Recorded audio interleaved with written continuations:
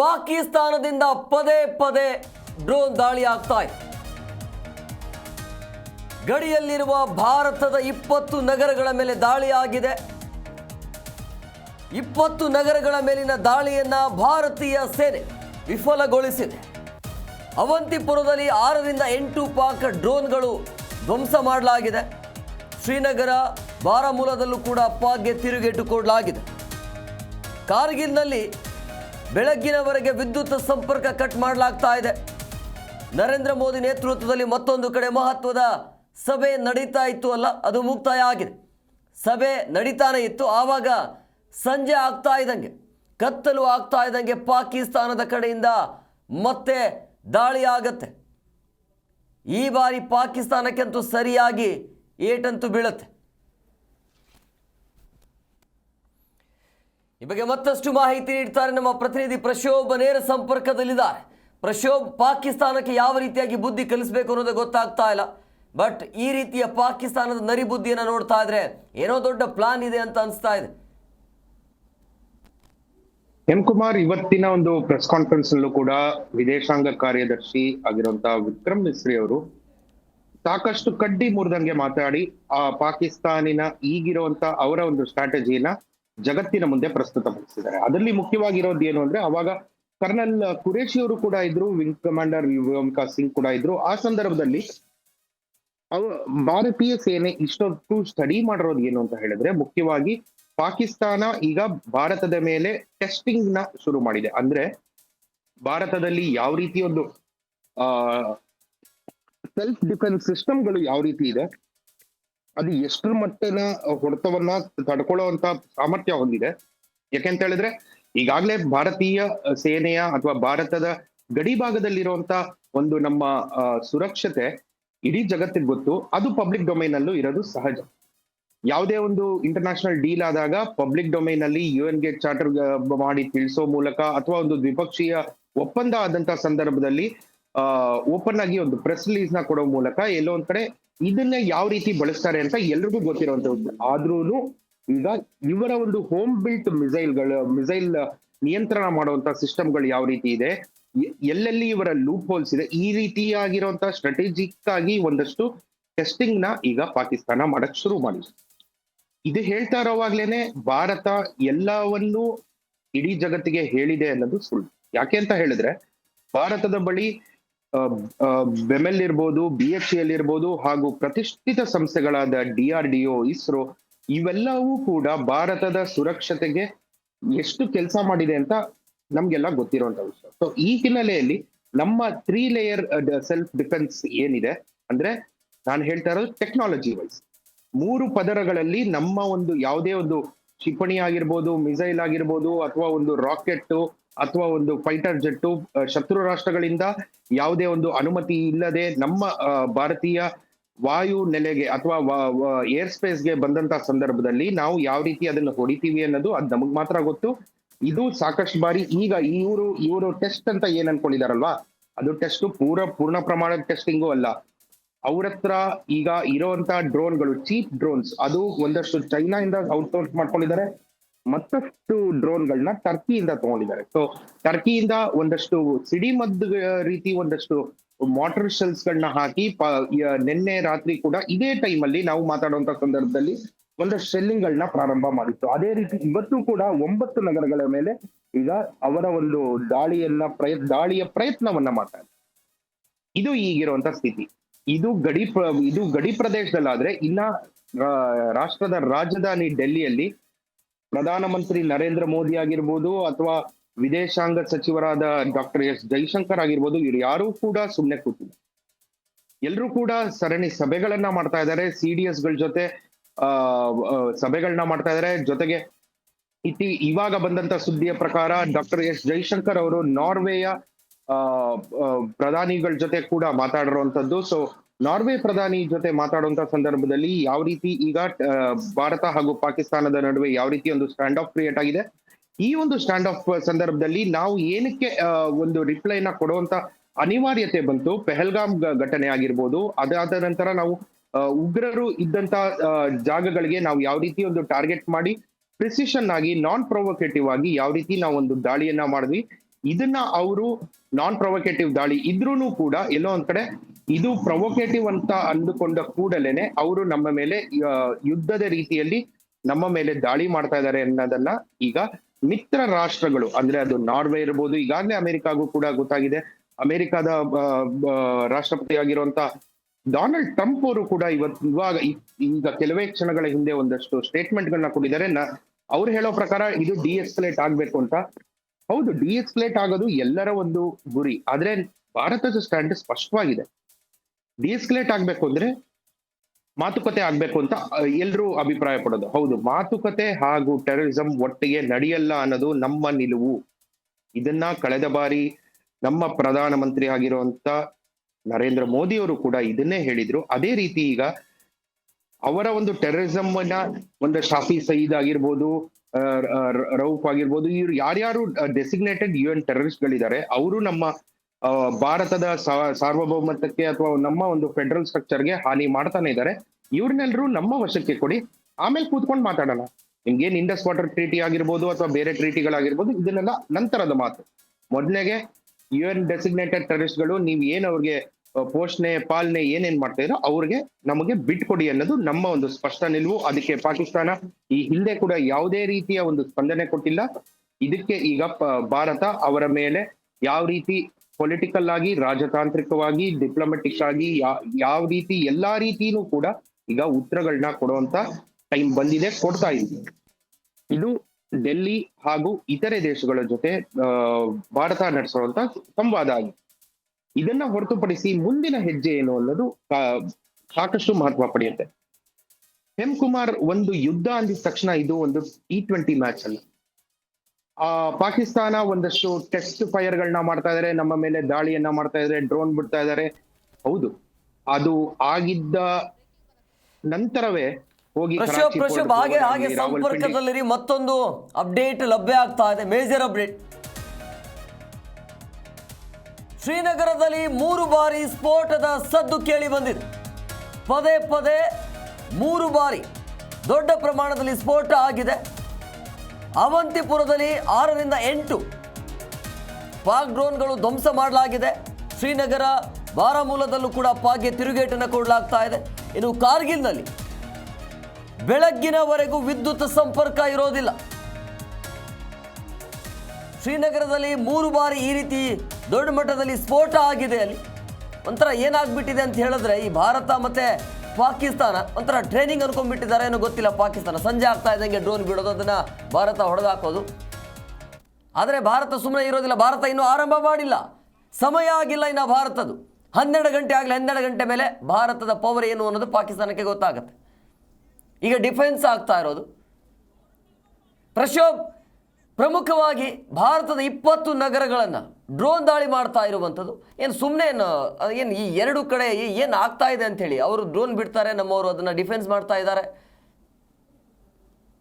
ಖಂಡಿತವಾಗ್ಲು ನಾನು ಅದೇ ಹೇಳ್ತಾ ಇದ್ದೆ, ಈ ಒಂದು ಸ್ಟ್ಯಾಂಡ್ ಆಫ್ ಇದನ್ನ ಪೂರ್ಣ ಪ್ರಮಾಣದ ಯುದ್ಧ ಕೂಡ ಅಲ್ಲ. ಯುದ್ಧ ಈಗ ಸ್ಟ್ಯಾಂಡ್ ಆಫ್ ಅಂತ ಕರೀತಾರೆ. ಸ್ಟ್ಯಾಂಡ್ ಆಫ್ ಅಂದ್ರೆ ಏನು ಅಂದ್ರೆ ಅವರ 2 ದೇಶಗಳ ಗಡಿಯ ಒಳಗೆ ನಿಂತುಕೊಂಡು ಅಥವಾ ಗಡಿ ಒಳಗೆ ಸ್ಟೇಷನ್ ಆಗಿ ಶತ್ರು ರಾಷ್ಟ್ರಗಳ ಮೇಲೆ ಒಂದು ರೀತಿ ಸಂಘರ್ಷ ಅಥವಾ ಕೈನೆಟಿಕ್ ಪುಲ್ ಅಂತಾರೆ. ಅಂದ್ರೆ ಕೈನೆಟಿಕ್ ಆಗಿ ಅಥವಾ ನಮ್ಮ ಇರೋಂತ ಮುಂದೆ ಫ್ರಂಟ್ ಲೈನಿನ ಇರುವಂತ ಒಂದಷ್ಟು ವೆಪನ್ಗಳನ್ನ ಬಳಸಿ, ಒಂದಷ್ಟು ಶಸ್ತ್ರಾಸ್ತ್ರಗಳನ್ನ ಬಳಸಿ ಶತ್ರು ದೇಶದ ಮೇಲೆ ದಾಳಿ ಮಾಡಿದ್ರೆ ಇದು ಕೈನೆಟಿಕ್ ಅಂತ ಕರೀತಾರೆ. ಸೊ ಈಗ ಈ ಒಂದು ಸಂದರ್ಭದಲ್ಲಿ ಯುದ್ಧ ಪೂರ್ಣ ಪ್ರಮಾಣದ ಯುದ್ಧ ಕಡೆಗೆ ಹೋಗ್ತಾ ಇದೆ ಹೊರತು ಇದು ಪೂರ್ಣ ಪ್ರಮಾಣದ ಯುದ್ಧ ಈವರೆಗೂ ಭಾರತ ಘೋಷಣೆ ಮಾಡಿಲ್ಲ. ಪಾಕಿಸ್ತಾನದ ವಿಚಾರಕ್ಕೆ ಬಂದ್ರೆ ಅಥವಾ ಯಾವುದೇ ಒಂದು ದೇಶದ ವಿಚಾರಕ್ಕೆ ಬಂದ್ರೆ 2 ರಾಷ್ಟ್ರಗಳ ಮಧ್ಯ ಈ ರೀತಿ ಸ್ಟ್ಯಾಂಡ್ ಆಫ್ಗಳು ಪದೇ ಆಗಬೇಕು. ಮತ್ತೆ ಇದಾದ ಬಳಿಕ LOCಯ ಒಳಗೆ ಮೀರಿ ನಾವು ಭಾರತ ಅಂದ್ರೆ ಪಾಕಿಸ್ತಾನದ ಗಡಿಯ ಒಳಗೆ ಹೋಗಿ ಅವರ ಒಂದು ಕ್ಷೇತ್ರವನ್ನ ಇದು ನಮ್ಮದು ಅಂತ ಕ್ಲೈಮ್ ಮಾಡಾದ್ಮೇಲೆ ಯುದ್ಧ ಆಗತ್ತೆ. ಇದು ಯಾವುದೇ 2 ದೇಶಗಳ ಮಧ್ಯೆ ನಡೆಯುವಂತ ವಾರಿನ ಇದು ಸಹಜವಾಗಿರುವಂತ ಪ್ರಕ್ರಿಯೆ. ಈಗ ಪಾಕಿಸ್ತಾನ ಹಾಗೂ ಇಂಡಿಯಾ ಈಗಿರುವಂತಹ ಸಂದರ್ಭದ ಬಗ್ಗೆ ಮಾತಾಡಕ್ ಹೋದ್ರೆ ಇದು T20 ಮ್ಯಾಚ್. ನಿನ್ನೆ ಇವತ್ತು ಅವರ ಒಂದು ದಾಳಿ ಭಾರತದ ಮೇಲೆ ಪ್ರಯತ್ನಗಳನ್ನು ನಡೆಸ್ತಾ ಇದ್ದಾರೆ. ಇದಾದ ಬಳಿಕ ಈ ಕ್ಷಣಕ್ಕೇನೆ ಭಾರತ ಉತ್ತರ ಕೊಡತ್ತಾ ಯಾರಿಗೂ ಗೊತ್ತಾಗಲ್ಲ. ಯಾಕೆ ಅಂತ ಹೇಳಿದ್ರೆ ಭಾರತ ಈಗಾಗಲೇ ಪ್ರಿಪೇರ್ಡ್ ಇದೆ. ಆದ್ರೆ ಒಂದೇ ಸತಿಗೆ ಆಲ್ ಔಟ್ ಹೋಗೋದು ಇದು ಸ್ಟ್ರಾಟಜಿಕ್ ಆಗೂ ಕೂಡ ಇದು ಅಷ್ಟು ಸರಿ ಇದೆಯಾ ಇಲ್ವಾ ಅನ್ನೋದು ಅಲ್ಲಿ ಕೂತಿರುವಂತ ಎಕ್ಸ್ಪರ್ಟ್ಸ್ ಗಳಿದ್ದಾರೆ. ನಮ್ಮ ಬಳಿ ಅವ್ರು ಪಾಕಿಸ್ತಾನದ ಬಳಿ ಇರೋ ಅಷ್ಟು ನಾಲಾಯಕ್ಗಳು ಇಲ್ಲಿ ಕೂತಿಲ್ಲ. ಇಲ್ಲಿ ಕೂತಿರೋರು ಸಾಕಷ್ಟು ವಿಮರ್ಶೆಗಳನ್ನ ಮಾಡಿರ್ತಾರೆ, ಪ್ರೋಸ್ ಅಂಡ್ ಕಾನ್ಸ್ ತಗೊಂಡಿರ್ತಾರೆ. ಯಾಕೆ ಅಂತ ಹೇಳಿದ್ರೆ ಇವತ್ತಿನ ಒಂದು ಪಾಕಿಸ್ತಾನದ ಪ್ರಧಾನಿಯ ಒಂದು ಸ್ಟೇಟ್ಮೆಂಟ್ ಓದ್ತಾ ಇದೆ ಎಂ ಕುಮಾರ್. ಆ ಎಷ್ಟು ಒಂದು ಹ್ಯುಮ್ಯಾನಿಟಿ ಇಲ್ಲದೆ ಇರುವಂತ ಮಾತು ಹೇಳಿದಾನೆ ಅಂದ್ರೆ ಆತ ನಮ್ಮ ಸೆಕೆಂಡ್ ಲೈನ್ ಆಫ್ ಡಿಫೆನ್ಸ್ ಮದರಸಾದ ಸ್ಟೂಡೆಂಟ್ಸ್ ಅಂತಾನೆ. ಸೊ ಇದರಿಂದಾನೇ ಗೊತ್ತಾಗುತ್ತೆ ಪಾಕಿಸ್ತಾನಿಗಳು ಅಥವಾ ಪಾಕಿಸ್ತಾನ ಯಾವ ಡಾಕ್ಟ್ರಿನ್ ಅಲ್ಲಿ ಮುನ್ನಡೆಸ್ತಾ ಇದ್ದಾರೆ ದೇಶ ಅಂತ. ಅದು ಮದ್ರಸಾ ಆಗಿರ್ಬೋದು, ಯಾವುದೇ ಆಗಿರ್ಬೋದು, ಒಂದು ವಿದ್ಯಾರ್ಥಿಗಳನ್ನ ಸೆಕೆಂಡ್ ಲೈನ್ ಡಿಫೆನ್ಸ್ ಆಗಿ ಬಳಸ್ಕೋತಾರೆ ಅಂದ್ರೆ ಇವು ಇಡೀ ದೇಶ ರಾಜಕಾರಣಿಗಳು, ಆರ್ಮಿಯವರು ಎಲ್ಲರೂ ಕೂಡ ಟೆರರಿಸ್ಟ್ಗಳೇನಾ? ಆ ರೀತಿ ಒಂದು ಮನೋಭಾವನೆ ಇಟ್ಕೊಂಡಿರುವಂತ ಸ್ಥಿತಿಗೆ ಪಾಕಿಸ್ತಾನ ಇದೆಯಲ್ಲ ಅನ್ನೋ ಒಂದು ಯೋಚನೆಗಳು ಈಗಾಗಲೇ ಬರ್ತಾ ಇದೆ. ಈಗ ಸದ್ಯಕ್ಕೆ ನಾನು ಆಗ್ಲೇ ಹೇಳ್ತಾ ಇದ್ದೆ, ಇದು ಒಂದು ಲಾಂಗ್ ಪ್ರೋಸೆಸ್ ಆಗುತ್ತೆ. ಒಂದಷ್ಟು ಎಚ್ಚರಿಕೆಗಳನ್ನ ಅಂದ್ರೆ ವಾರ್ ಘೋಷಣೆ ಮಾಡೋದು ಯಾವ ರೀತಿ ಪ್ರಕ್ರಿಯೆ ಇರುತ್ತೆ ಅಂದ್ರೆ ಸಾಮಾನ್ಯವಾಗಿ ಯಾವ ರೀತಿ ಇರುತ್ತೆ ಅಂದ್ರೆ, ಒಂದು ರಾಷ್ಟ್ರ ಶತ್ರು ರಾಷ್ಟ್ರದ ಗಡಿಯನ್ನ ದಾಟಿ ಒಳಗೆ ಹೋಗಿ ಒಂದಷ್ಟು ಸ್ಕ್ವೇರ್ ಕಿಲೋಮೀಟರ್ಸ್ ಅಥವಾ ಒಂದು ಪ್ರಾಂತ್ಯವನ್ನ ಇದು ನಮ್ಮದು, ಇದನ್ನ ನಾವು ಬಿಡಬೇಕು ಅಂದ್ರೆ ನಮ್ಮ ಒಂದಷ್ಟು ಷರತ್ತುಗಳಿದೆ, ಅದನ್ನ ನೀವು ಒಪ್ಪಿ ಅಂತ ಒಂದಷ್ಟು ಕೇಳುವಂಥದ್ದು. ಸೊ ಇದೇ ರೀತಿ ಜಗತ್ತಿನ ಯಾವುದೇ ಒಂದು ಯುದ್ಧಗಳನ್ನ ನೋಡ್ಕೊಂಡು ಬನ್ನಿ, ಅದೇ ರೀತಿ ಆಗಿದೆ. ಯುಕ್ರೇನ್ ರಷ್ಯಾ ವಾರ್ ಅಲ್ಲೂ ಕೂಡ ಅದೇ ರೀತಿ ಆಯ್ತು. ರಷ್ಯಾ ಯುಕ್ರೇನ್ ಮೇಲೆ ಇನ್ವೇಡ್ ಮಾಡುವಂತ ಸಂದರ್ಭದಲ್ಲಿ ಒಳಗೆ ನುಗ್ತಾರೆ, ಒಳಗೆ ನುಗ್ಗಿ ಕ್ಯಾಪಿಟಲ್ ಸಿಟಿವರೆಗೂ ಬರ್ತಾರೆ. ಆ ನಂತರ ಅವರು ಹೇಳೋದು ನೇಟೋ ಇಂದ ಆಚೆ ಬನ್ನಿ, ಅಲ್ಲಿವರೆಗೂ ಕೂಡ ಮೌಖಿಕವಾಗಿ ಹೇಳ್ತಾ ಇರ್ತಾರೆ. ಇದು ಅಫೆನ್ಸಿವ್ ಡಿಫೆನ್ಸ್, ಅಫೆನ್ಸಿವ್ ಡಿಫೆನ್ಸ್ ಅನ್ನೋ ಮಾತೇ ಇಲ್ಲ. ಪೂರ್ತಿ ಅಫೆನ್ಸಿವ್ ಹೋದಾಗ ಮಾತ್ರ ಪೂರ್ಣ ಪ್ರಮಾಣದ ಯುದ್ಧ ಆಗಿರುತ್ತೆ ಹೇಳ್ಕೊಂಡು. ಸೊ ಈಗ ಸದ್ಯಕ್ಕೆ ಭಾರತ ಅಫೆನ್ಸಿವ್ ಡಿಫೆನ್ಸ್ ಇದೆ. ಅವರು ಒಂದಷ್ಟು ಡ್ರೋನ್ ದಾಳಿಗಳನ್ನ ಮಾಡ್ತಾ ಇದ್ದಾರೆ. ಆದ್ರೆ ಆ ದಾಳಿಗಳನ್ನ ನಮ್ಮಲ್ಲಿರುವಂತ ಪ್ರತಿ ದಿನಾನು ಕೂಡ ಈಗ ಕೇಳಿಸ್ಕೊತಾ ಇದೀವಿ. ಸುದರ್ಶನ್ ಚಕ್ರ ಅಂತ ಆ ಒಂದು ಸುದರ್ಶನ ಚಕ್ರದಿಂದ ಹಾಗೂ ಜೊತೆಗೆ DRDO ಒಂದಷ್ಟು ಇನ್ವೆನ್ಷನ್ ಇಂದ ಅವರು ಕಳಿಸುವಂತ ಡ್ರೋನ್ಗಳು ಯಾವುದೇ ಟಾರ್ಗೆಟ್ಗೆ ಹೋಗ್ತಾ ಇಲ್ಲ, ಸೀದಾ ನೆಲಕ್ಕೆ ಉರುಳ್ತಾ ಇದೆ. ಸೊ ಈ ರೀತಿ ಅವರು ಪದೇ ಪದೇ ಅಟ್ಯಾಕ್ಗಳನ್ನ ಮಾಡುವಂತ ಸಂದರ್ಭದಲ್ಲಿ ಇಡೀ ಜಗತ್ತು ಕೂಡ ನೋಡ್ತಾ ಇರುತ್ತೆ ಯಾವ ರೀತಿ ಪಾಕಿಸ್ತಾನದ ವರ್ತನೆ ಇದೆ ಅಂತ. ಒಂದ್ ದಿವಸ ಸುಳ್ಳು ಹೇಳ್ಬೋದು, 2 ದಿವಸ ಸುಳ್ಳು ಹೇಳ್ಬೋದು, 3ನೇ ದಿವಸ ಸುಳ್ಳು ಹೇಳೋಕೆ ಅವ್ರು ಇರೋದೇ ಇಲ್ಲ. ಯಾಕೆಂತ ಹೇಳಿದ್ರೆ ಭಾರತ ಅಷ್ಟೇ ಬಲಿಷ್ಠವಾಗಿದೆ. ನಾನ್ ಈ ಒಂದು ಸ್ಟ್ಯಾಂಡ್ ಆಫ್ ಶುರು ಆದಾಗಿಂದ ಹೇಳ್ತೇನೆ, ಇದು ಹೊಸ ಭಾರತ, ನವ ಭಾರತ ಆಗಿದೆ. ಮುಂಚೆ ಹೇಳೋ ತರ ನಾವು ಅಮೆರಿಕ ವೈಟ್ ಹೌಸ್ಗೆ ಹೋಗಿ ನಾವು ಪರ್ಮಿಷನ್ ತಗೊಂಡ್ ಬಂದು ಈ ರೀತಿ ಮಾಡ್ತೀವಿ, ದಯವಿಟ್ಟು ನಮ್ಗೆ ಪರ್ಮಿಷನ್ ಕೊಡಿ ಅಂತ ಅಂಗಲಾಚುವ ಸ್ಥಿತಿಯಲ್ಲಿ ಇವತ್ತು ಭಾರತ ಇಲ್ಲ. ನಮ್ಮ ದೇಶದ ರಕ್ಷಣೆ ಅದು ನಾವೇ ನಿರ್ಧಾರ ಮಾಡೋರು, ನಾವೇ. ಇನ್ಯಾರ್ದೂ ಕೂಡ ನಮ್ಮ ಪರ್ಮಿಷನ್ ಇಲ್ದೇ ಇರುವಂತ ಸ್ಥಿತಿಗೆ ಅಥವಾ ಬೇಕಿಲ್ದೇ ಇರುವಂತ ಮಟ್ಟಕ್ಕೆ ನಾವು ಬೆಳೆದಿದ್ದೀವಿ. ಸೊ ಇದು ಒಂದು. ಎರಡನೇದು, ಈಗ ಪಾಕಿಸ್ತಾನಕ್ಕೆ ಟರ್ಕಿಯ ಒಂದು ಪೂರ್ಣ ಪ್ರಮಾಣದ ಸಪೋರ್ಟ್ ಬರುತ್ತೆ ಅನ್ನೋಂತ ಒಂದು ಲೆಕ್ಕಾಚಾರ ಕೂಡ ಈಗಾಗಲೇ ಬರ್ತಾ ಇದೆ. ಸೊ ಈಗ ಟರ್ಕಿ ನೇಟೋ ಮೆಂಬರ್ ಹೌದು, ಆದ್ರೆ ಅವರಿಗೂ ಕೂಡ ಒಂದಷ್ಟು ಮಿತ್ರ ರಾಷ್ಟ್ರಗಳಿರುತ್ತೆ. ಆ ಮಿತ್ರ ರಾಷ್ಟ್ರಗಳು ಭಾರತಕ್ಕೆ ಅಷ್ಟೇ ಸಪೋರ್ಟ್. ನೋಡ್ರಿ, ನಾನು ಹೇಳ್ತಾ ಇರೋದು ಭಾರತಕ್ಕೆ ಯಾವುದೇ ಸಪೋರ್ಟ್ ಬೇಡ, ನಾವು ಸೆಲ್ಫ್ ಎನೇಬಲ್ಡ್. ಈಗ ಆದ್ರೂ ಕೂಡ ಭಾರತದ ಮೇಲೆ ಒಂದಷ್ಟು ಪ್ರೀತಿ ಇಟ್ಕೊಂಡಿರುವಂತ ಹಲವಾರು ರಾಷ್ಟ್ರಗಳಿದೆ. ಈಗ ಇಡೀ ಜಗತ್ತಿಗೆ ಯಾವತ್ತು ಪಾಕಿಸ್ತಾನಕ್ಕೆ FATF ಬಂತೋ ಅವತ್ತಿನಿಂದ ಪಾಕಿಸ್ತಾನದ ನಿಜ ಬಣ್ಣ ಇಡೀ ಜಗತ್ತಿಗೆ ಬಯಲಾಗಿದೆ. ಅಲ್ಲಿ ಒಳಗೆ ಇರುವಂತ ರಾಜಕಾರಣಿಗಳಿಂದ ಹಿಡಿದು ಆರ್ಮಿಯವರಾಗಿರ್ಬೋದು, ಇವರೆಲ್ಲರೂ ಕೂಡ ಅಲ್ಲಿ ಟೆರರಿಸ್ಟ್ಗಳನ್ನ ಸಾಕ್ತಾ ಇದ್ದಾರೆ ಅಂತ ಒಂದು ಸ್ಪಷ್ಟ ಚಿತ್ರಣನ ಈಗಾಗಲೇ ಇಡೀ ಜಗತ್ ನೋಡಿದೆ. ಸೊ ಈ ಹಿನ್ನೆಲೆಯಲ್ಲಿ ಮುಂದೆ ಏನಾಗತ್ತೆ ಅಂತ ಒಂದು ಕುತೂಹಲ ಇದೆ. ನಾನ್ ಹೇಳೋದು, ಈಗಾಗಲೇ ಒಂದಷ್ಟು ಚರ್ಚೆಗಳು ನಡೀತಾ ಇದೆ ಡೆಲ್ಲಿಯಲ್ಲಿ. TDS ಒಂದಷ್ಟು ಸರಣಿ ಸಭೆಗಳನ್ನ ತಗೊಂಡಿದ್ದಾರೆ, ಇಂಟರ್ನಲ್ ಮೀಟಿಂಗ್ಸ್ ಮಾಡಿದ್ದಾರೆ. ನಾನ್ ಹಿಂದೆನೂ ಹೇಳಿದ್ದೆ, ಇದು ಒಂದ್ ರೀತಿ ಚದುರಂಗದ ಆಟ, ಒಂದ್ ಚೆಸ್ ಆಟ ಇದ್ದಂಗೆ. ಪಾಕಿಸ್ತಾನದ ಒಂದು ಹೆಜ್ಜೆ ಇಟ್ರೆ ನಮ್ಮ ಒಂದು ಯೋಚನೆ 150 ಇಂದ 200 ಮೂವ್ಗಳನ್ನ ನಾವು ಈಗಾಗಲೇ ರೆಡಿ ಮಾಡ್ಕೊಂಡಿರ್ತೀವಿ. ಹೇಮಕುಮಾರ್, ನಾವು ಯಾವುದೇ ಒಂದು ಸೇನಾ ಎಕ್ಸ್ಪರ್ಟ್ ಅಲ್ಲ, ನಾವು ಯಾವುದೇ ಒಂದು ಜಿಯೋ ಪಾಲಿಟಿಕ್ಸಿನ ಒಂದು ಅನಾಲಿಸ್ಟ್ ಕೂಡ ಅಲ್ಲ, UN ಡೆಸಿಗ್ನೇಟೆಡ್ ಒಂದು ಅನಾಲಿಸ್ಟ್ ಕೂಡ ಅಲ್ಲ. ಆದ್ರೆ ಇಂಥವ್ರಿಗೇನೆ ನಮ್ಗೇನೆ ಒಂದ್ 4-5 ಐಡಿಯಾ ಬರುತ್ತೆ. POK ತಗೋಬೇಕು, ಬಲೋಚಿಸ್ತಾನ್ಗೆ ಫ್ರೀಡಮ್ ಕೊಡ್ಬೇಕು ಅನ್ನೋಂತ ಒಂದು ಐಡಿಯಾಗಳು ನಮ್ಗೆ ಬರ್ತಾ ಇದೆ ಅಂದ್ರೆ ಇನ್ನ ಭಾರತೀಯ ಸೇನೆಯ ಮುಖ್ಯಸ್ಥರಿಗೆ ಎಂತೆಂತ ಐಡಿಯಾ ಬಂದಿರಬಾರ್ದು. ಸೊ ಈ ನಿಟ್ಟಿನಲ್ಲಿ ಒಂದಷ್ಟು ಸರಣಿ ಸಭೆಗಳನ್ನ ಮಾಡ್ತಾ ಇದ್ದಾರೆ. ಯಾವ ರೀತಿ ಪ್ರೋಸ್ ಅಂಡ್ ಕಾನ್ಸ್ ಇದೆ, ಮುಂದೆ ಯಾವ ರೀತಿ ನಾವು ಹೆಜ್ಜೆ ಇಡ್ಬೇಕಾಗತ್ತೆ, ಹೆಜ್ಜೆ ಇಟ್ರೆ ಅದಕ್ಕೆ ಅವರ ಒಂದು ಪ್ರತಿಕ್ರಿಯೆ ಏನಿರುತ್ತೆ, ಆ ಪ್ರತಿಕ್ರಿಯೆಗೆ ನಾವು ಅವ್ರಿಗೆ ಯಾವ ರೀತಿ ಸಡೆ ಬಡಿಬಹುದು ಅಂತ ಕೂಡ ಈಗಾಗ್ಲೇ ಚರ್ಚೆಗಳನ್ನ ಭಾರತ ಸರ್ಕಾರ ಈಗಾಗ್ಲೇ ಮಾಡ್ಬಿಟ್ಟಿದೆ. ಇನ್ನೇನಿದ್ರು ಆಕ್ಷನ್ ಒಂದೇ ಬಾಕಿ, ಅದು ರೈಟ್ ಟೈಮ್ ರೈಟ್ ಪ್ಲೇಸ್ ನ ಮಾತ್ರ ಈಗ ನಿರೀಕ್ಷೆಯಲ್ಲಿದ್ದೀವಿ ಅಂತ ಹೇಳ್ಬೋದು. ಹೆಂಪು ಪ್ರಶೋಭಿ, ಇದು ಎಲ್ಲಿಯ ತನಕ ಹೋಗುತ್ತೆ ಅಂತ ಹೇಳಿ ಸಂಜೆ ಆಗ್ತಾ ಇದ್ದಂಗೆ ಅವ್ರ ಕಡೆ ಡ್ರೋನ್ ಆಗುತ್ತೆ, ಅದನ್ನ ಡಿಫೆನ್ಸ್ ಮಾಡೋದು ನಮ್ಮ ಕೆಲಸ ಆಗ್ತದೆ. ಹಿಂಗಾದ್ರೆ ಇದು ಎಫೆಕ್ಟ್ ಆಗಲ್ಲ ಅಂತಲ್ಲ, ಎರಡೂ ಕಡೆಗೆ ಎಫೆಕ್ಟ್ ಆಗ್ತಾ ಇದೆ. ನಮ್ಮಲ್ಲಿ ಸ್ವಲ್ಪ ಆದ್ರೆ ಅವ್ರ ಕಡೆ ಡಬಲ್ ಆಗ್ಬಹುದು. ಬಟ್ ಹಂಗಾದ್ರೆ ಪಾಪ ಗಡಿ ಭಾಗದಲ್ಲಿರುವಂತಹ ಜನರ ಪರಿಸ್ಥಿತಿ ಏನು ಅಂತ? ಕೊಲಾಟ್ರಲ್ ಡ್ಯಾಮೇಜ್ ಅನ್ನೋದು ಯಾವತ್ತಿದ್ರೂ ಇದ್ದೇ ಇರುತ್ತೆ. ಈಗ ಎರಡೂ ರಾಷ್ಟ್ರಗಳು ಈ ರೀತಿ ಒಂದು ಸ್ಟ್ಯಾಂಡ್ ಆಫ್ ಗೆ ಬಂದಂತ ಸಂದರ್ಭದಲ್ಲಿ ಆ ಕಡೆನೂ ಪ್ರಾಬ್ಲಮ್ ಆಗತ್ತೆ, ಈ ಕಡೆನೂ ಗಡಿ ಭಾಗದಲ್ಲಿರುವಂತ ನಮ್ಮ ಭಾರತೀಯರಿಗೂ ಕೂಡ ಪ್ರಾಬ್ಲಮ್ ಆಗುತ್ತೆ. ಈ ಹಿನ್ನೆಲೆಯಲ್ಲಿ ಗಡಿ ಭಾಗದಲ್ಲಿರುವ ಬಹುತೇಕ ಮನೆಗಳನ್ನ ಈಗಾಗಲೇ ಸ್ಥಳಾಂತರ ಮಾಡಿ ಅವರಿಗೆ ಒಂದು ಸುರಕ್ಷಿತ ತಾಣಗಳಿಗೆ ಈಗಾಗಲೇ ಭಾರತ ಒಂದು ಅಲ್ಲಿರುವಂತ ಸೇನೆಗಳು ವ್ಯವಸ್ಥೆಗಳನ್ನ ಮಾಡಿದ್ವಿ. ಎಲ್ಲಿ ತನಕ ಹೋಗುತ್ತೆ ಅದೇ ಹೇಳೋದು, ಯುದ್ಧ ಸ್ಟಾರ್ಟ್ ಮಾಡೋದು ಮಾತ್ರ ದೇಶದ ಕೆಲಸ ಆಗಿರುತ್ತೆ. ಅದು ಎಲ್ಲಿಗೆ ಹೋಗಿ ಎಸ್ಕಲೇಷನ್ ಲ್ಯಾಡರ್ ಅಂತಾರೆ ಇಂಗ್ಲಿಷ್ ಅಲ್ಲಿ. ಸೊ ಈ ಒಂದು ಎಸ್ಕಲೇಷನ್ ಲ್ಯಾಡರ್ ಅಂದ್ರೆ ಎಸ್ಕಲೇಷನ್ ಇನ್ನ ಒಂದು ಏಣಿ ಇದ್ದಂಗೆ. ಈ ಏಣಿ ಎಲ್ಲಿಗೆ ಹೋಗಿ ತಲುಪತ್ತೆ ಅಂತ ಯಾರಿಗೂ ಕೂಡ ಅಂದಾಜು ಇರಲ್ಲ. ಎಲ್ಲಿ ತನಕ ಹೋಗತ್ತೆ ಅನ್ನೋವರೆಗೂ ಯಾರು ಜಾಸ್ತಿ ಹೊತ್ತು ಸರ್ವೈವ್ ಆಗ್ತಾರೋ ಅವ್ರು ಈ ಒಂದು ಯುದ್ಧ ಅಥವಾ ಈ ಒಂದು ಸ್ಟ್ಯಾಂಡ್ ಆಫ್ ನ ಗೆಲ್ತಾರೆ. ಸದ್ಯಕ್ಕೆ ನೋಡೋದಾದ್ರೆ ಪಾಕಿಸ್ತಾನದ ಸ್ಟಾಕ್ ಎಕ್ಸ್ಚೇಂಜಿನ ಒಂದು ದಯನೀಯ ಪರಿಸ್ಥಿತಿಯನ್ನ ನಿನ್ನೆ ಇವತ್ತು ನೋಡಿದೀವಿ. ಪಾಕಿಸ್ತಾನದ ಸ್ಟಾಕ್ ಎಕ್ಸ್ಚೇಂಜು ಹಾಲ್ಟ್ ಆಗುವಂತ ಕೇವಲ ಏನು ಯುದ್ಧ ಘೋಷಣೆ ಆಗಿಲ್ಲ, ಪೂರ್ಣ ಪ್ರಮಾಣದ ಯುದ್ಧ ಘೋಷಣೆ ಆಗಿಲ್ಲ, ನಮ್ಮ ಯಾವುದೇ ಒಂದು ರಫೇಲ್ ಆಗಿರ್ಬೋದು, ಜಾಗ್ವಾರ್ ಆಗಿರ್ಬೋದು, ಇವೆಲ್ಲ ಅವರ ಒಂದು ವಾಯುನೆಲೆಗೆ ಹೋಗಿ ಅಲ್ಲಿ ಅಟ್ಯಾಕ್ ಮಾಡಿಲ್ಲ. ಕೇವಲ ಒಂದಿಷ್ಟು ಡ್ರೋನ್ ಅಟ್ಯಾಕ್ಗಳಿಗೇನೆ ಅವರ ಒಂದು ಟ್ರೇಡಿಂಗ್ಗೆ ಸ್ಟಾಪ್ ಆಗೋಗಿದೆ. 1,03,000 ರೂಪಾಯಿಗೆ ಬಂದಿದೆ ಇಡೀ ಅವರ ಸ್ಟಾಕ್ ಮಾರ್ಕೆಟ್ ವ್ಯಾಲ್ಯೂಯೇಷನ್. 86,000 ಪಾಯಿಂಟ್ ಕೆಳಗೆ ಬಿದ್ದಿದೆ. ಸೊ ಎಲ್ಲೋ ಒಂದ್ ಕಡೆ ಪಾಕಿಸ್ತಾನಕ್ಕೆ ಸರ್ವೈವಲ್ ಅಥವಾ ಈ ಒಂದು ಪೂರ್ಣ ಪ್ರಮಾಣದ ಯುದ್ಧ ಘೋಷಣೆ ಆದ್ರೆ ಅವರ ಒಂದು ಸರ್ವೈವಲ್ ಎಷ್ಟು ದಿನ ಇದೆ ಅನ್ನೋದು ಕೂಡ ಅವ್ರಿಗೂ ಕೂಡ ಗೊತ್ತಾಗ್ತಾ ಇಲ್ಲ. ಯಾಕೆಂತ ಹೇಳಿದ್ರೆ ಅಷ್ಟು ದಯನೀಯ ಪರಿಸ್ಥಿತಿಯಲ್ಲಿದೆ. ಇನ್ನ IMF ಬಳಿ ಹೋಗಿ ಈಗಾಗ್ಲೇ ಭಿಕ್ಷೆಯನ್ನ ಬೇಡ್ತಾ ಇದ್ದಾರೆ ಪಾಕಿಸ್ತಾನ. ಇದಕ್ಕೆ ಬೈಲ್ಔಟ್ ಕೊಡಿ ಅಂತ ಈಗಾಗಲೇ ಭಾರತ ಸಾಕಷ್ಟು ಪ್ರೆಸ್ ಮಾಡಿ ಒಂದಷ್ಟು ವಾದವನ್ನು ಕೂಡ ಮಂಡಿಸಿದ್ದಾರೆ. ನಿನ್ನೆ IMF ನ ಅಧ್ಯಕ್ಷರಾದ ಬಾಗಾ ಅವರು ಕೂಡ ಭಾರತಕ್ಕೆ ಬಂದು ಪ್ರಧಾನಮಂತ್ರಿ ನರೇಂದ್ರ ಮೋದಿ ಅವ್ರನ್ನ ಮೀಟ್ ಆಗಿದ್ರು.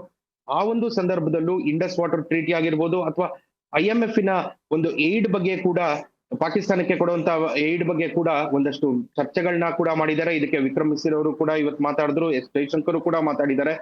ಸೊ ಒಟ್ಟಾರೆ ಹೇಳ್ಬೇಕು ಅಂದ್ರೆ ಅವರ ಒಂದು ಇವತ್ತು ಪಾಕಿಸ್ತಾನ 3% ಏರಿಕೆ ಆಗಿದೆ. ಸೊ ಒಟ್ಟಾರೆ ಹೇಳ್ಬೇಕು ಅಂದ್ರೆ ಈಗ ಪಾಕಿಸ್ತಾನದ ಒಂದು ಸರ್ವೈವಲ್ ಏನಿದೆ, ಅವರ ಒಂದು ದುಡ್ಡಿನ ಪ್ರಮಾಣ ಏನಿದೆ, ವಾರ್ ಅಕೌಂಟ್ ಬಿಡಿ, ಅವರು 4 ದಿವಸ ಅಥವಾ 5 ದಿವಸ ಅವರ ಒಂದು ಫ್ಯೂಯಲ್ ರಿಸರ್ವ್ ಇದೆ ಅಂತ ಇದ್ದಾರೆ. ಆಮೇಲೆ ಇದ್ರ ಜೊತೆಗೆ ಈಗಾಗಲೇ ಮಿಲಿಟರಿ ಝೋನ್ ಅನ್ನ ಅವರೇ ಡಿಕ್ಲೇರ್ ಮಾಡ್ಕೊಂಡಿದ್ದಾರೆ ಕರಾಚಿ ಪೋರ್ಟ್ ನ. ಇದರಿಂದ ಅವ್ರಿಗೆ ಯಾವ ರೀತಿ ಎಫೆಕ್ಟ್ ಅಂದ್ರೆ, ಕರಾಚಿ ಅನ್ನೋದು ಒಂದು ಪೋರ್ಟ್, ಯಾವುದೇ ಒಂದು ಪೋರ್ಟ್ ಇರ್ಲಿ ಅಲ್ಲಿ ಮರ್ಚೆಂಟ್ ನೇವಿ ಶಿಪ್ಸ್ ಬರುತ್ತೆ. ಅಂದ್ರೆ ಮುಖ್ಯವಾಗಿ ಇರುವಂತ ದೊಡ್ಡ ಪ್ರಮಾಣದ ಒಂದು ಸರಕು ಸಾಗಾಟನೆ ಏನಿದೆ ಅದು ಶಿಪ್ ಮೂಲಕ ಆದಂತಹ ಸಂದರ್ಭದಲ್ಲಿ ರೀಫ್ಯೂಯಲಿಂಗ್ ಆಗಿರ್ಬೋದು ಅಥವಾ ಡಾಕಿಂಗ್ ಆಗಿರ್ಬೋದು, ಇದಕ್ಕೆ ಚಾರ್ಜಸ್ ಪೋರ್ಟ್ ಅವ್ರು ತಗೋತಾರೆ. ಅದು ಬಿಲಿಯನ್ಸ್ ಆಫ್ ಡಾಲರ್ಸ್ ಬಿಸ್ನೆಸ್ ಅದು. ಈ ಒಂದು ಸಂದರ್ಭದಲ್ಲಿ ಕರಾಚಿ ಪೋರ್ಟ್ ಅನ್ನ ಮಿಲಿಟರಿ ಝೋನ್ ಅಂತ ಡಿಕ್ಲೇರ್ ಮಾಡ್ಕೊಂಡಿದ್ದಂತ ಸಂದರ್ಭದಲ್ಲಿ ಏನಾಗತ್ತೆ ಅಂದ್ರೆ, ಆ ಪೋರ್ಟ್ ಹತ್ರ ಬಂದ್ರೂ ಕೂಡ ಮರ್ಚೆಂಟ್ ನೇವಿ ಶಿಪ್ಸ್ ಅವರು ಒಂದು ಇನ್ಶೂರೆನ್ಸ್ ಕಾಸ್ಟ್ ಸಿಕ್ಕಾಪಟ್ಟೆ ಆಗತ್ತೆ. ಸೊ ಈ ಇನ್ಶೂರೆನ್ಸ್ ಕಾಸ್ಟ್ ನ ತಪ್ಪಿಸ್ಕೊಳ್ಳಕ್ಕೆ ಅವರು ಬೇರೆ ಒಂದು ರೂಟ್ನೇ ತಗೋತಾರೆ.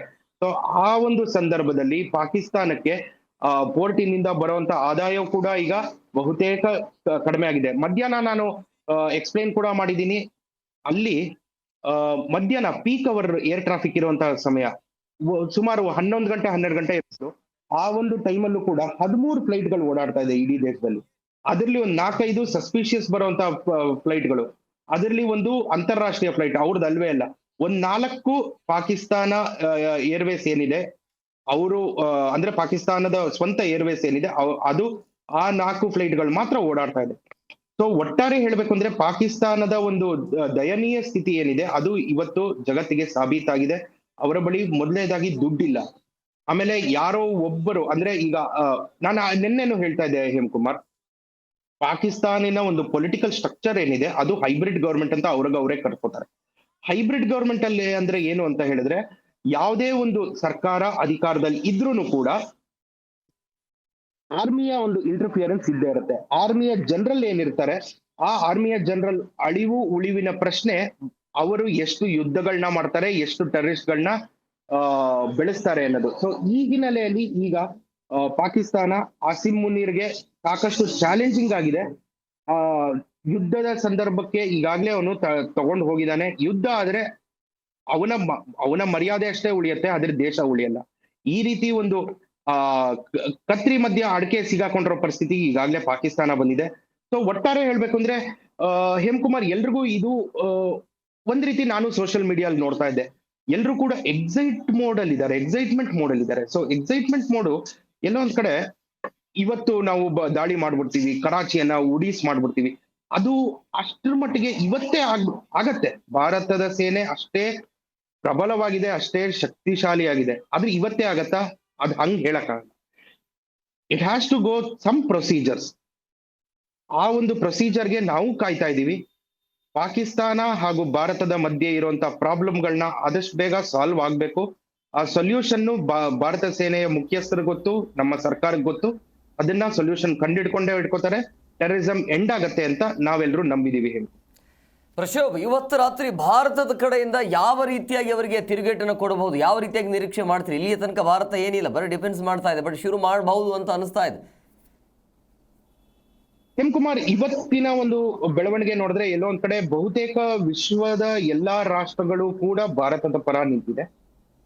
ಈ ಹಿನ್ನೆಲೆಯಲ್ಲಿ ಮುಂದಿನ ಕೋರ್ಸ್ ಆಫ್ ಆಕ್ಷನ್ ಏನಿದೆ ಅನ್ನೋದು ಈಗಾಗಲೇ ಅದಕ್ಕೆ ಸಾಕಷ್ಟು 2.5 ಗಂಟೆ 3 ಗಂಟೆಗಳ ಕಾಲ ಪ್ರಧಾನಮಂತ್ರಿ ನರೇಂದ್ರ ಮೋದಿ ಅವ್ರ ಜೊತೆ ಈಗಾಗಲೇ CDS ಅವರು ಕೂಡ ಮಾತಾಡಿದ್ರು. ಸೊ ಇದೆಲ್ಲ ಈ ಬೆಳವಣಿಗೆಗಳು ನೋಡ್ತಾ ಇದ್ರೆ ಎಲ್ಲೋ ಒಂದ್ ಕಡೆ ಇನ್ನು ಮುಂದೆ ಭಾರತ ಸುಮ್ನೆ ಕೂರೋದಿಲ್ಲ.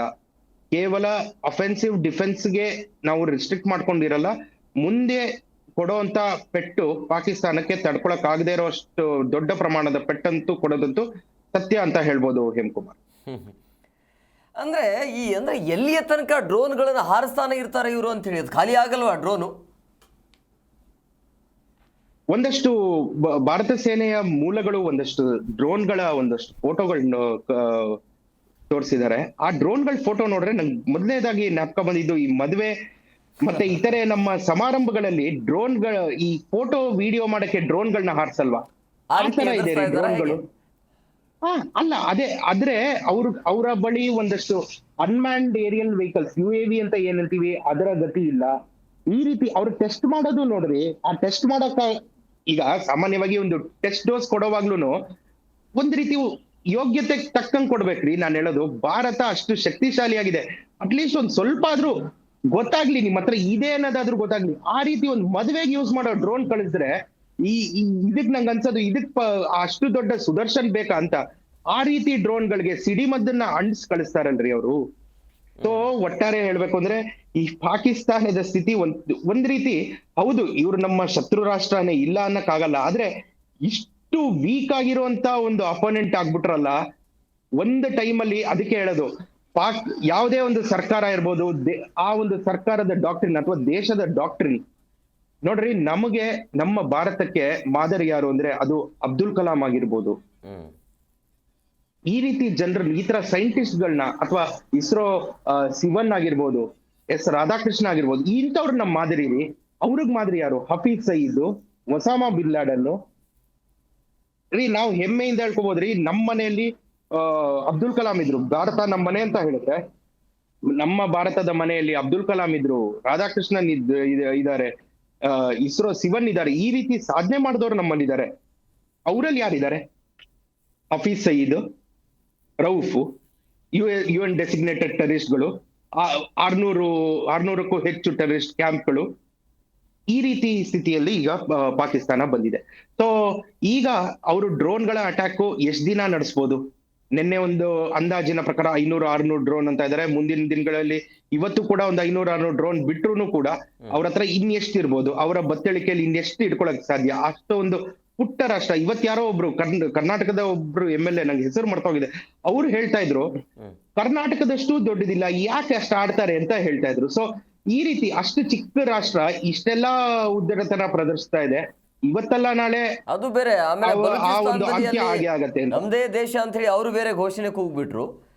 ಇದು ಯಾವ ಧೈರ್ಯದ ಮೇಲೆ ಹಿಂಗೆ ಮಾಡ್ತಿದ್ದಾರೆ ಅಂತ. ಒಳಗಿನ ಒಂದಷ್ಟು ಕ್ಲಾಶ್ಗಳು ಬಲೋಚಿಸ್ತಾನದಲ್ಲಿ ಅವು ಘೋಷಣೆ ಕೂಗೋದಿರ್ಲಿ, ಅವರ ಒಂದು ಇಂಡಿಪೆಂಡೆನ್ಸ್ ಕೂಗೋದಿರ್ಲಿ, ಪಾಕಿಸ್ತಾನ ಅವ್ರು ಹೇಳೋ ಪ್ರಕಾರ ಏನು, ಬಲೋಚಿಸ್ತಾನ ಅವರ ಒಂದು ದೇಶದ ಭಾಗ, ಅವರ ಆರ್ಮಿನೇ ಅಲ್ಲಿ ಒಳಗೆ ಹೋಗಕ್ಕಾಗಲ್ಲ. ಆ ಸ್ಥಿತಿಯಲ್ಲಿ ಇವತ್ತು ಸ್ವತಂತ್ರ ಹೋರಾಟಗಾರರು ಅಲ್ಲಿ ಆ ರೀತಿ ಇದ್ದಾರೆ. ಸೊ ಅಲ್ಲಿ ಒಂದು ಜೀಪ್ ಆರ್ಮಿ ಏನಾದ್ರು ಅಲ್ಲೊಂದು ಜೀಪ್ ಪೆಟ್ರೋಲಿಂಗ್ ಹೋಯ್ತು ಅಂದ್ರೆ ಆ ಜೀಪ್ ಸಮೇತ ಒಳಗಿದ್ದವ್ರನ್ನ ಉಡಾಯಿಸ್ಬಿಡ್ತಾರೆ. ಆ ಸ್ಥಿತಿಲಿ ಇವತ್ತು ಪಾಕಿಸ್ತಾನದ ಆರ್ಮಿ ಇದೆ. ಅವರ ದೇಶದಲ್ಲೇ ಅವ್ರಿಗೆ ಒಂದು ಸೆಕ್ಯೂರಿಟಿ ಇಲ್ಲ. ಇನ್ನು ಹೊರಗ್ ಬಂದು ಒಂದು ಹೋರಾಡುವಂತ ಶಕ್ತಿ ಪಾಕಿಸ್ತಾನಕ್ಕೆ ಇದೆಯಾ? ಈ ರೀತಿ ಒಂದು ವ್ಯರ್ಥ ಪ್ರಯತ್ನ ಮಾಡೋ ಬದಲು ಇರೋ ಅವರ ದೇಶದಲ್ಲಿ ಇರುವಂತ ಒಂದಷ್ಟು ಟೆರರಿಸ್ಟ್ಗಳು ನಾವ್ ಯಾರ್ಯಾರು ಕೇಳಿದೀವೋ ಅದು ಕೊಟ್ಬಿಟ್ಟಿದ್ರೆ ಇಷ್ಟೆಲ್ಲಾ ಬೆಳವಣಿಗೆಗಳಾಗ್ತಾ ಇರ್ಲಿಲ್ಲ. ಪಹಲ್ಗಾಮ್ ಅಲ್ಲಿ ಈ ಒಂದು ಟೆರರಿಸ್ಟ್ ಗಳನ್ನ ಕೊಡ್ಬೇಕು ಅಂತ ಒಂದು ಪ್ರೆಷರ್ ಬಂದಿದ ತಕ್ಷಣ ಅವರು ಪಹಲ್ಗಾಮ್ ಅಲ್ಲಿ ನಮ್ಮ ನಿರಾಯುಧ ಇರೋರ್ನ ಸಾಯಿಸಿದ್ದು ಇವೆಲ್ಲ ಕೂಡ ಶುರು ಮಾಡಿದ್ರು. ಎಲ್ಲೋ ಒಂದ್ ಕಡೆ ಇದು ವಿನಾಶಕಾಲೆ ವಿಪರೀತ ಬುದ್ಧಿಯಾಗಿದೆ. ಮುಂದಿನ ದಿನಗಳಲ್ಲಿ, ಇನ್ನ ಕೆಲವೇ ದಿನಗಳಲ್ಲಿ ಪಾಕಿಸ್ತಾನ ಇದಕ್ಕೆಲ್ಲ ಅಂತ್ಯ ನೋಡತ್ತೆ. ಪಾಕಿಸ್ತಾನದ ಅಂತ್ಯ ಇನ್ನ ಅಷ್ಟು ದೂರ ಇಲ್ಲ, ತುಂಬಾ ಹತ್ರದಲ್ಲೇ ಇದೆ ಅಂತ ಹೇಳ್ಬೋದು. ಹೇಮಕುಮಾರ್, ಪ್ರಶೋಭ್, ಇದ್ರ ಜೊತೆಗೆ ಪ್ರಮುಖವಾಗಿ ನಮಗೆ ಒಂದು ಹೆಮ್ಮೆಯ ವಿಚಾರ ಏನು ಅಂತಂದ್ರೆ, ನಮ್ಮ ಭಾರತೀಯ ಸೇನೆ ಯಾವ ರೀತಿಯಾಗಿ ಡಿಫೆನ್ಸ್ ಮಾಡ್ಕೊಳ್ತಾ ಇದೆ ಅಂತಂದ್ರೆ, ಈ ಡ್ರೋನ್ ಕ್ಯಾಮ್ರಾಗಳನ್ನು ಎಟ್ ಎ ಟೈಮ್ 100, 200, 400 ಬಂದರೂ ಕೂಡ ಯಾವುದೇ ಡ್ರೋನ್ಗಳು ನೆಲಕ್ಕೆ ಬೀಳ್ದಂಗೆ ನೋಡ್ತಾ ಇರುವಂಥ ಭಾರತೀಯ ಸೇನೆಯ ಬಗ್ಗೆ ಹೇಳೋದಾದ್ರೆ ಏನು ಹೇಳ್ತೀರಿ? ಖಂಡಿತ ಇದು ಒಂದ್ ರೀತಿ ನಾವು ಇಸ್ರೇಲ್ ಮತ್ತೆ ಪ್ಯಾಲೆಸ್ಟೈನ್ ಅಲ್ಲಿ ನಡೆದಂತ ಒಂದು ಸಂಘರ್ಷದ ಸಂದರ್ಭದಲ್ಲೂ ಕೂಡ ಐರನ್ ಡೋಮ್ ಬಗ್ಗೆ ಸಾಕಷ್ಟು ಓದಿದ್ವಿ. ಅದೇ ರೀತಿ ಐರನ್ ಡೋಮಿನ ಹಾಗೆಯೇ ನಮ್ಮ ಸುದರ್ಶನ್ ಚಕ್ರ ಕೆಲಸ ಮಾಡ್ತಾ ಇದೆ. ಇದು ರಷ್ಯನ್ ಮೇಡು, ಇದೆಲ್ರಿಗೂ ಗೊತ್ತು. ಸೊ ಈ ಒಂದು S-400 ಏನಿದೆ ಸುದರ್ಶನ್ ಚಕ್ರ, ಇದಕ್ಕೆ ಸಾಕಷ್ಟು ಮಹತ್ವಗಳನ್ನು ಕೂಡ ಈಗಾಗ್ಲೇ ಈಗ ನೋಡ್ರಿ, ಯುದ್ಧ ಅಂತ ಆದಾಗ it is not just war, it is a marketing of defence tools ಕೂಡ. ಈಗ ನೋಡ್ರಿ, ಇದು ಕೇವಲ S-900 ಒಂದು ಪ್ರದರ್ಶನ ಆಗಿದೆ. ಇನ್ನ ಮುಂದಿನ ದಿನಗಳಲ್ಲಿ ಈ ಒಂದು ಸ್ಟ್ಯಾಂಡ್ ಆಫ್ ಅಥವಾ ಮುಂದಿನ ದಿನಗಳಲ್ಲಿ ಯುದ್ಧ ಅಂತ ಏನಾದ್ರು ಘೋಷಣೆ ಆದಂತ ಸಂದರ್ಭದಲ್ಲಿ ನಮ್ಮ ಭಾರತ ತಯಾರಿಸಿರುವಂತ ಅಥವಾ ನಮ್ಮ ಭಾರತದ ಒಂದು ಬ್ರೈನ್ ಚೈಲ್ಡ್ ಆಗಿರುವಂತ ಸಾಕಷ್ಟು ಪ್ರಾಡಕ್ಟ್ಗಳು ಈಗ ಬರುವಂತಿದೆ. ಯಾಕೆ ಹೇಳ್ತಾ ಇದೀನಿ ಅಂದ್ರೆ, ನಿನ್ನೆ ಮತ್ತೆ ಇವತ್ತು DRDO ಅಧ್ಯಕ್ಷರ ಜೊತೆ ಪ್ರಧಾನಮಂತ್ರಿ ನರೇಂದ್ರ ಮೋದಿ ಅವರು ಸರಣಿ ಸಭೆಗಳನ್ನ ಕರೆದ್ರು. ಸೊ ಇದರ ಸೂಚನೆ ಏನು ಅಂತ ಹೇಳಿದ್ರೆ, ಮುಂದಿನ ದಿನಗಳಲ್ಲಿ DRDO, ಡಿಫೆನ್ಸ್ ರಿಸರ್ಚ್ ಆರ್ಗನೈಸೇಷನ್ ಏನಿದೆ ನಮ್ದು, ಅದರಿಂದ ಸಾಕಷ್ಟು ಉತ್ಪನ್ನಗಳು ಹೊರಗೆ ಬರೋದಿದೆ. ಅದನ್ನೆಲ್ಲ ಮುಂಚೆನೆ ನಾವು ತಾಮ್ ಹೊಡ್ಕೊಂಡು ಇನ್ನೂ ಬಂದಿಲ್ಲ, ಅದ್ರ ಬಗ್ಗೆ ಮಾರ್ಕೆಟಿಂಗ್ ಮಾಡಿಲ್ಲ. So at the time of war ಇದು ಯಾವ ರೀತಿ ಕೆಲಸ ಮಾಡುತ್ತೆ ಅಂತ ಇಡೀ ಜಗತ್ ಕೂತಿರತ್ತೆ. ನೋಡ್ರಿ, ನಾವು IT ಎಕ್ಸ್ಪೋರ್ಟ್ ಬಗ್ಗೆ ಮಾತಾಡ್ತೀವಿ, ಸಿಲ್ಕ್ ಎಕ್ಸ್ಪೋರ್ಟ್ ಬಗ್ಗೆ ಮಾತಾಡ್ತೀವಿ, ಮತ್ತೆ ಆಹಾರ ಧಾನ್ಯಗಳ ಎಕ್ಸ್ಪೋರ್ಟ್ ಬಗ್ಗೆ ಮಾತಾಡ್ತೀವಿ. ಅದೇ ರೀತಿ ಡಿಫೆನ್ಸ್ ಎಕ್ಸ್ಪೋರ್ಟ್ಗಳು ಸಾಕಷ್ಟು ದೊಡ್ಡ ಪ್ರಮಾಣದಲ್ಲಿ ನಡೆಯುತ್ತೆ. ಇದರಲ್ಲಿ ದೇಶಗಳೇ ಇನ್ವಾಲ್ವ್ ಆಗತ್ತೆ. ಮಧ್ಯಸ್ಥಿಕೆಗೆ ಮತ್ತೊಂದು ದೇಶ ಬರುವಂತ ಸಿನಾರಿಯೋಸ್ ಕೂಡ ನಾವು ನೋಡಿದೀವಿ. ಸೊ ಈ ಸಂದರ್ಭದಲ್ಲಿ DRDO ಒಂದಷ್ಟು ಇನೋವೇಷನ್ ಕೂಡ ಮಾಡಿದೆ. ಸೊ ಇದು ರೈಟ್ ಟೈಮ್ ಅಂತ ಪ್ರಧಾನಮಂತ್ರಿ ನರೇಂದ್ರ ಮೋದಿಗೂ ಕೂಡ ಅನ್ಸಿದೆ. ಯಾಕಂತ ಹೇಳಿದ್ರೆ, ಪಾಕಿಸ್ತಾನ ತೀರಾ ಸಣ್ಣ ರಾಷ್ಟ್ರ ರೀ. ಅವರು ಕಳಿಸುವಂತ ಮಿಸೈಲ್ಗಳನ್ನ ಇದೊಂಥರ ಟೆಸ್ಟಿಂಗ್, ಅವ್ರು ಅನ್ಕೊಂಡಿರೋದು ಅವ್ರ ಟೆಸ್ಟಿಂಗ್ ಅಂತ. ನಮ್ಮ ಪ್ರಕಾರ, ಇದು ಭಾರತದ ಪ್ರಕಾರ ನಮ್ಮ ಸೆಲ್ಫ್ ಡಿಫೆನ್ಸ್ ಸಿಸ್ಟಮ್ಗಳನ್ನ ಇದು ಟೆಸ್ಟ್ ಮಾಡಕ್ಕೆ ಇದು ಸರಿಯಾದ ಸಮಯ. DRDO ಇಂದ ಒಂದಷ್ಟು ಯುನಿಕ್ ಆಗಿರುವಂತ ಒಂದಷ್ಟು ಎಕ್ವಿಪ್ಮೆಂಟ್ಸ್ ಬರುತ್ತೆ, ಅದರ ಒಂದು ಟೆಸ್ಟಿಂಗ್ ಕೂಡ ಆಗುತ್ತೆ. ಭಾರತ ಈ ಒಂದು ಯುದ್ಧದಿಂದ ಒಂದು ಸೊಲ್ಯೂಷನ್ ಬರುತ್ತೆ, ಅದು ಪಾಕಿಸ್ತಾನದಿಂದ ಬರುವಂತ ತೊಂದರೆಗಳಿಂದ ಆ ಒಂದು ಸೊಲ್ಯೂಷನ್ ಕಂಡಿಡ್ಕೊಳ್ಳುತ್ತೆ. ಪಾಕಿಸ್ತಾನ ಇನ್ನು ಮುಂದೆ ಎಲ್ಲಿರ್ಬೇಕು ಅಲ್ಲಿರತ್ತೆ. ಇದ್ರ ಜೊತೆಗೆ ಭಾರತದ ಡಿಫೆನ್ಸ್ ಎಕ್ಸ್ಪೋರ್ಟ್ ಕೂಡ ಈ ಒಂದು ಸಂದರ್ಭದಲ್ಲಿ ಜಾಸ್ತಿ ಆಗತ್ತೆ. ಭಾರತ ಮತ್ತಷ್ಟು ಶಕ್ತಿಶಾಲಿ ಆಗಕ್ಕೆ ಇದೊಂದು ಒಳ್ಳೆ ವೇದಿಕೆ ಕೂಡ ನಿರ್ಮಿಸ್ಕೊಳ್ಳುತ್ತೆ ಅಂತ ಹೇಳ್ಬೋದು. ಹೇಮಕುಮಾರ್.